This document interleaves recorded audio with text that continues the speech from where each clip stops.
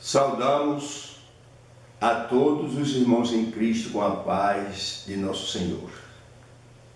Agradecemos a Deus por esta oportunidade de poder levar essa breve mensagem à luz da terceira lição desse trimestre, do segundo trimestre do ano de 2017.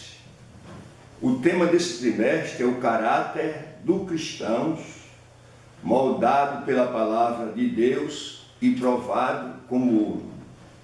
Isso é o tema do trimestre.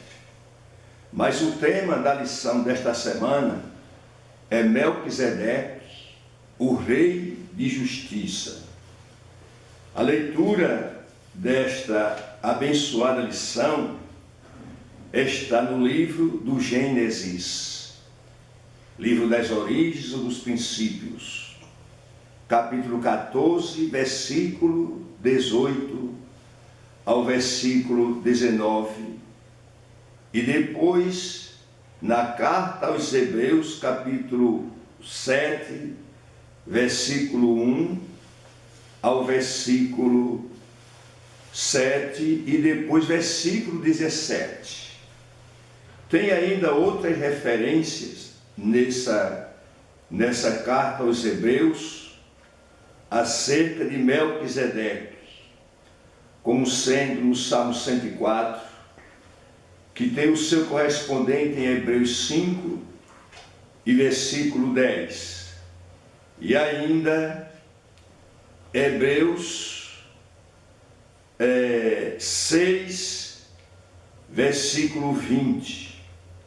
E o capítulo 7, como vimos, é riquíssimo em uma exposição acerca de Melquisedeque. Mas o importante é sabermos quem era esse Melquisedeque. Numa época que Deus já tinha decidido que os cananeus seriam extirpados da face da terra, seriam banidos, seriam varridos de sua existência, e o seu território seria dado em herança perpétua aos descendentes de Abraão, que deixara sua pátria e seus parentes idólatras, e fora para Harã, na atual Síria, e dali, depois da morte de Tera, Abraão foi para a terra prometida, para Canaã, a Palestina, como chamamos nos dias atuais. E ali Deus lhe fez muitas promessas, aliás, naquela ocasião 7 promessas. Mas o que nos chama a atenção é que, ora, se Abraão aparentemente era a testemunha de Deus na terra, como no meio de um povo pagão, idólatra, abomináveis, toda prática impura existia no meio daquele povo. Adoravam porque criaram seus deuses. Era de se pensar que não existisse pessoas naquela terra que conhecesse ao Deus vivo, único e verdadeiro Deus, Yahvé. No entanto, eles usavam alguns nomes que é aplicado ao Deus eterno, aos seus deuses. E isso confunde um pouco aqueles que não conhecem as Escrituras e estudam muitas vezes religião, mas ignorando os fundamentos bíblicos. O certo é que quando Abraão adentrou a terra, numa cidade onde existia uma tribo muito guerreira, num local considerado inexpugnável, que os cananeus tiveram cuidado de construir uma cidade fortificada, Salém, mais tarde Jerusalém. E Abraão, quando seu sobrinho Ló, que tinham abandonado, fora viver em Sodoma, e os reis da Mesopotâmia, liderados por Quedorlaomer, invadiram aquele território e levaram os 5 reis daquela região, das campinas do Jordão, principalmente Sodoma e Gomorra, Adama, Zeboim e Zoar. E Abraão, ao saber que o seu sobrinho tinha ido preso, cativo, juntou seus 318 homens, servos nascidos em sua casa, mas destros guerreiros treinados por Abraão, que sabiam usar bem o arco e manejar destramente a espada. Dividiu eles em comandos. Talvez seja a primeira vez na história, no registro da primeira guerra que aparece na Bíblia, que ele organizou uma guerra em estilo moderno, que ainda hoje é válido em todos os exércitos do mundo. E foi a batalha contra aqueles reis e os venceu. Quando ele voltava da matança dos reis da Mesopotâmia e libertou aqueles reis das planícies do Jordão, e sobretudo seu sobrinho trouxe uma fortuna em ouro, em prata e outros objetos de grande valor.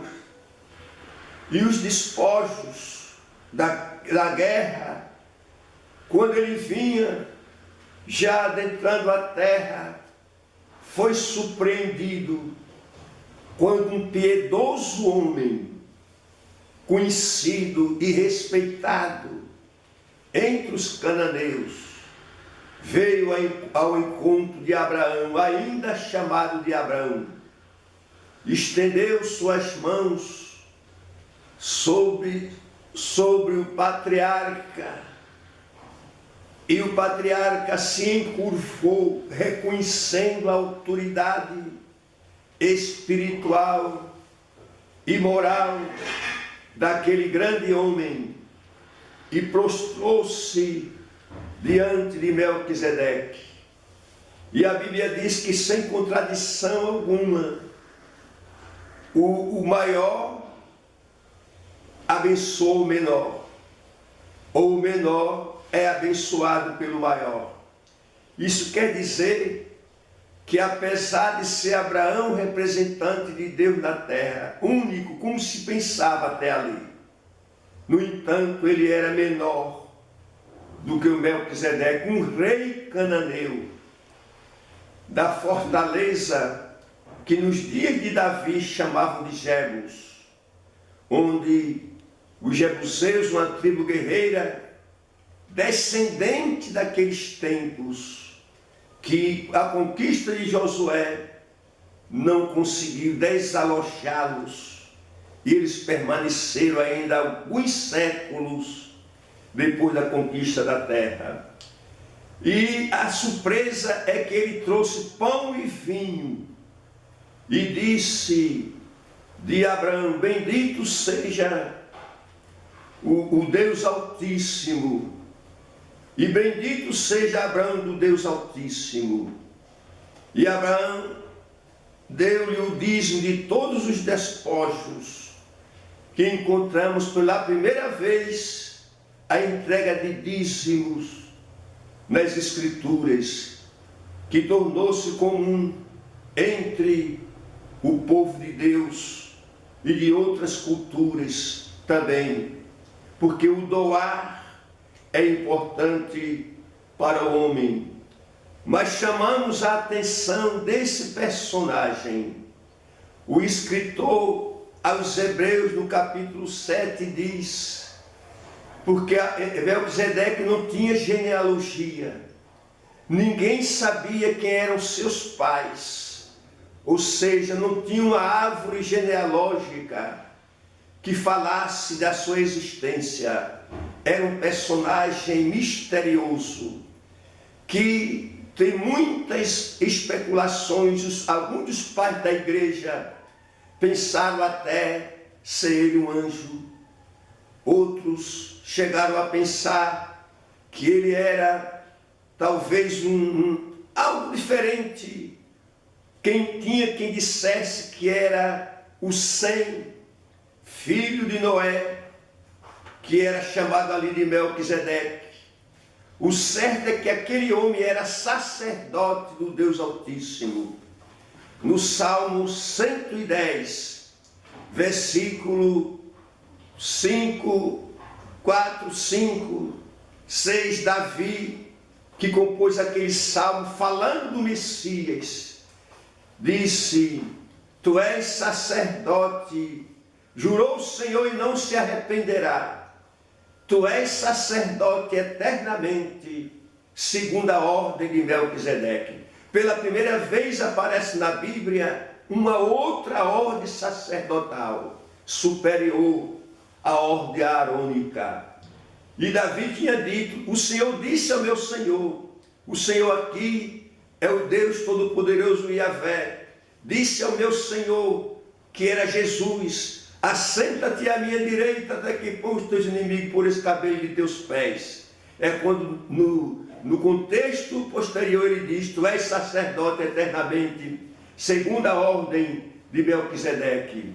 Esse Melquisedeque, que era um homem conhecido, respeitado em toda a terra. Eu gostaria de ler aqui alguns versículos, pelo menos no capítulo 5 e o versículo 10, ele diz: tendo sido nomeado por Deus sumo sacerdote, e aqui o escritor fala de Cristo, que foi nomeado por Deus sumo sacerdote, segundo a ordem de Melquisedeque. No capítulo 6 de Hebreus, versículo 20, ele diz: onde Jesus, como precursor, entrou por nós, tendo se tornado sumo sacerdote para sempre, segundo a ordem de Melquisedeque. Esta ordem era diferente das 24 ordens criadas por Davi, quando ele dividiu a ordem arônica em 24 ordens ou turnos que se revezavam. E no capítulo 7 tem uma palavra, quando ele diz: porque este Melquisedeque, rei de Salém, sacerdote do Deus Altíssimo, que saiu ao encontro de Abraão, quando voltava da matança dos reis, e os abençoou. E sai mostrando que ele não tinha pai, não tinha mãe, não tinha genealogia, não tinha princípio de vida, nem fim de dias. Isso aqui tem sido gargalo para muitos teólogos e especuladores, até pessoas que odeiam a Bíblia, lançam mão disso aqui para tentar justificar suas heresias.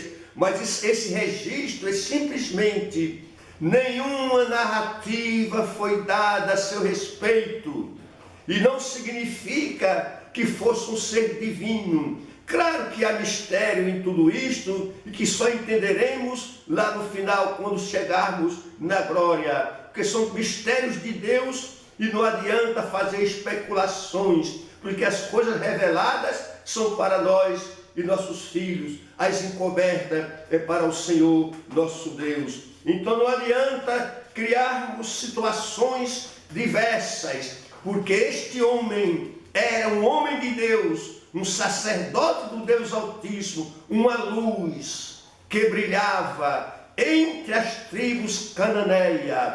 Quando todos tinham seus deuses, aquele homem era um sacerdote do Deus Altíssimo. Assim, que Deus abençoe. Curta essa mensagem. Fale aos seus companheiros. Inscreva-se nesse canal do YouTube, na Senda da Cruz. Compartilhe com seus amigos. E assim Deus que abençoe a todos, no nome de Jesus.